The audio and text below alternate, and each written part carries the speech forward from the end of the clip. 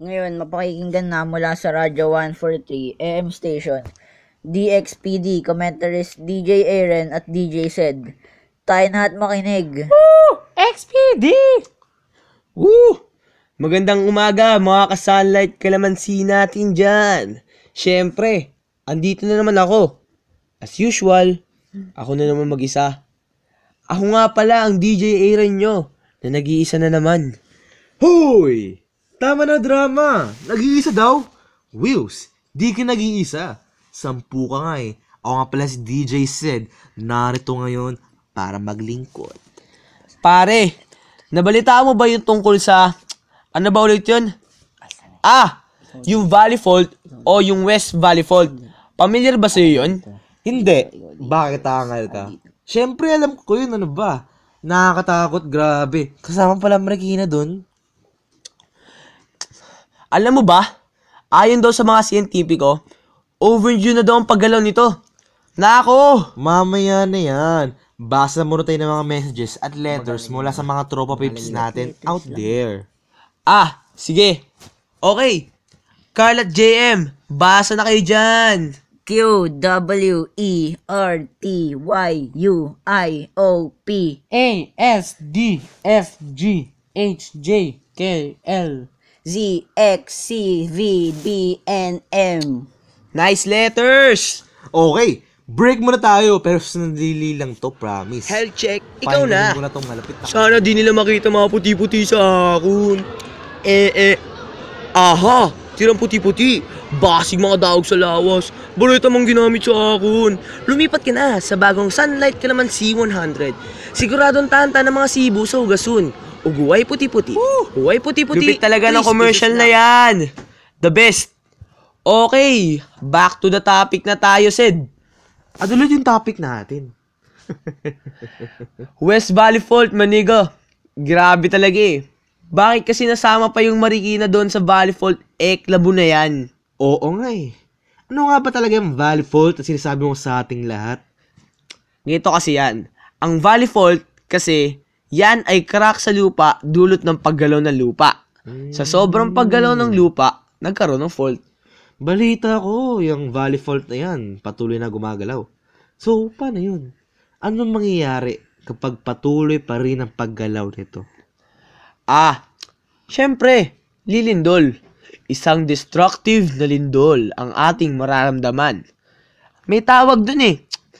Ano ulit nga yun? Wait! Alam ko yan. Tuwagin na nga lang natin yung isa pa natin kasama na si Carl. Yo! Ako nga pala si Carl. Mataba man ako sa inyong paningin. Ako'y pabebe pa rin.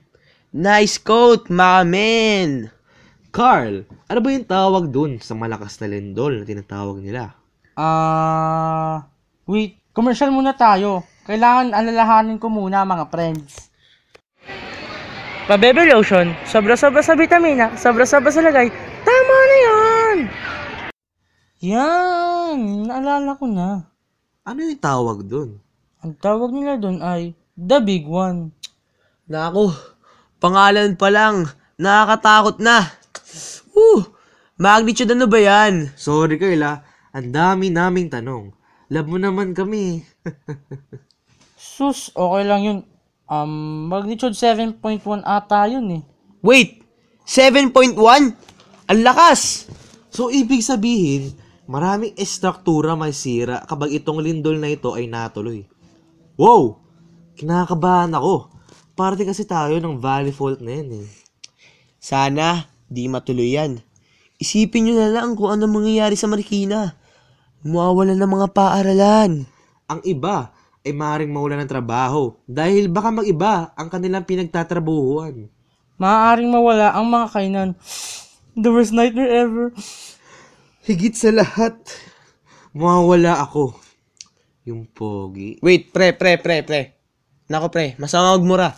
Hindi naman ako nagmura. Sabi mo kasi pogi ka eh. Totoo naman hindi ba? Hindi talaga. Hindi. Isang malaking hindi. Kasing laki ng The Big One. Magiging pogi ka na pag lumindol na. Deal! Pangako nyo yan Pogi ako pag lilindol na. Oo na. Oy, mga friends, kailangan ko nang umalis. Bye mga bye mga prebe. Ay, wala na yung baby girl ko. So sad naman this life. Baby Carl, bumalik ka na. Mahal kita. Pagkat mahal kita, iniisip nila na hindi mahalaga. Hindi ka naman talaga mahalaga eh. Ouch, be. Ganyan na ba? Siyempre hindi. Pre, meron palang sistema ang Marikina ukol sa bad trip na valley fault na to. Anong tawag nila dyan? Malamang, Marikina Valley Fault System. Ano ba yan? Ano yun? Isa itong dominantly dextral strike-slip fault system sa Luzon. DJ Aaron, may nakita ako sa Wikipedia.